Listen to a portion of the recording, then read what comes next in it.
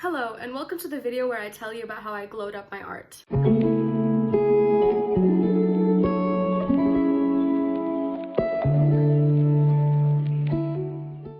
I never really took it seriously. It was more of a hobby because I was a science student, and then I was a design student, and then I became a business student, and I was never serious about art. I didn't go to art school. I actually went to design school and I dropped out of that, but that's a whole other story. And the last year was really crappy, one, because obviously I dropped out of college, and then two, I had to change my career entirely, and it was just so stressful. And through the chaos, I decided to pick up a hobby or a skill that I could vent my feelings through, and since I was already painting with acrylic, I was like, alright, why not dive a little deeper into it and teach myself proper painting. I ended up hating acrylic because it dried so fast and it just ruined the fun of mixing colors, so I switched to oil paint, and let me tell you, the first time I painted this banana, I actually fell in love instantly with oil painting, and since then I haven't picked up acrylic, not even once. This is gonna sound super repetitive and you probably see this in every video, but consistency. I know I sound like your grandma, but trust me on this. As I said, I bounced around from medium to medium and I had commitment issues with all of them. And I'm not saying you should stick to one medium, but it helps. It helps you get there a little faster. You can't paint once every few months and then wish that you were better at something immediately. The same thing goes for anything, in fact. The gym, maybe a proper skincare routine, that 5K program you wanted to sign up for. You have to keep working on it or it's just not gonna get better. It's as simple as that. I mean, you don't have to practice 5 hours every single day of the week. What I did was I kept a time of the day. For example, my painting time is right after lunch. I can do that because I work from home. Right after lunch, I would sit down and I just begin painting. I put on some music in the background and make it fun. And if I didn't feel like painting that day, I'd sit down and do just 5 minutes of it, but I'd do it, you know? And if I really couldn't do it, then it's okay. I wouldn't beat myself up, but I showed up every day, and I think that's the most important thing. Just keep practicing, and even if you don't follow any of the other steps I do, you will eventually figure it out just like I did.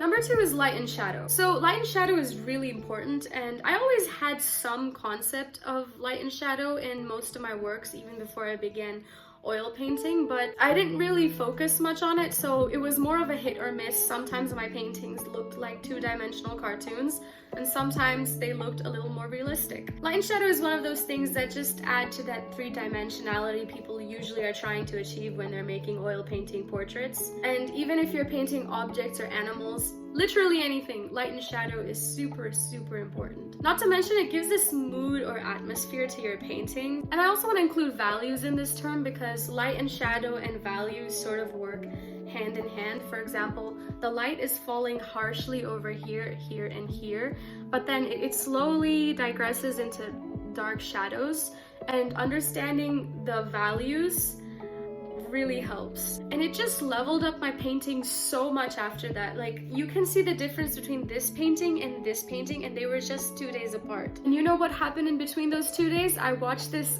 paint coach video. Yes, I'm directing you to another tutorial, but it's really worth it. And this guy, he knows what he's doing. He's like, his channel is great. You should check him out. He explains values so well, which paves the way for learning about proper dimensions of the face, which leads me to the third point.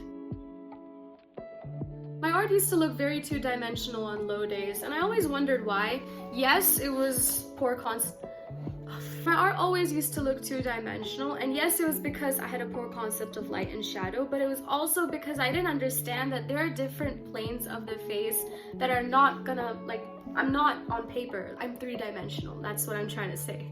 And this diagram explains that really well. Before, I used to paint my lips super flat, and again, they looked very cartoon-like. But the thing about painting lips is some parts jut out while some parts fade in, and some parts are just harsher lines than others. And understanding that is yet another crucial thing in making your paintings look more realistic.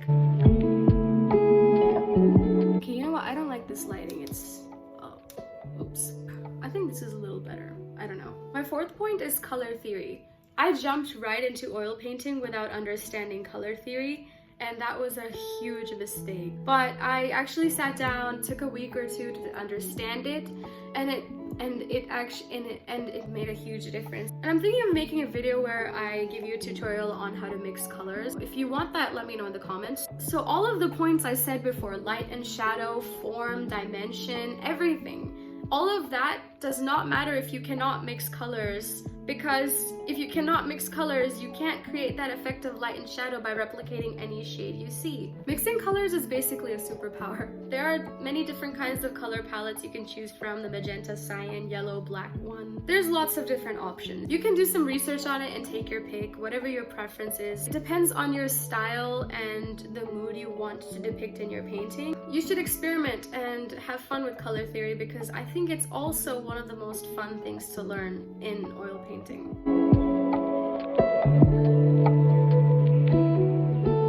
There's this last thing. It's more of a tip than a skill, but I watched this reel recently on Instagram. You know what? Let me just play it for you right now. This painting that I did of my cat took me about 2.5 hours to complete, but in this video you can see pretty much every brush stroke in under a minute. And why is that? It's because most of the time I spend painting is actually spent mixing colors and planning brush strokes out. I've got this sort of philosophy when it comes to painting, and it is that the shapes and accurate colors are the only thing that really matters. All the details, you can take them or leave them. And at least for me, the fewer the brush strokes, the more concise, readable, and interesting my painting looks when it's finished.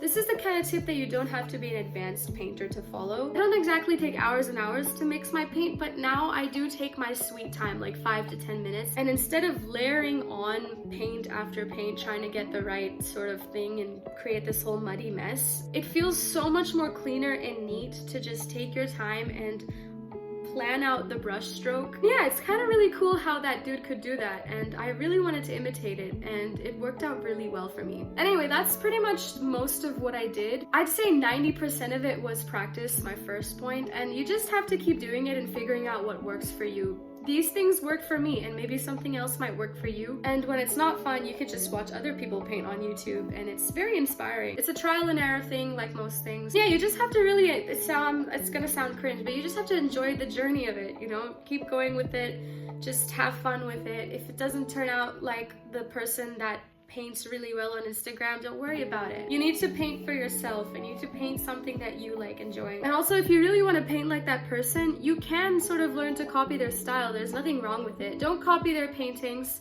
Maybe copy it as a practice, like a master copy. Don't claim it as your own, that's not nice. Anyway, I'm all over the place with this outro. So yeah, I really hope that was useful, and that's pretty much it. Do subscribe if you want to see more content like this, and like my video if you did, and that is all, and bye!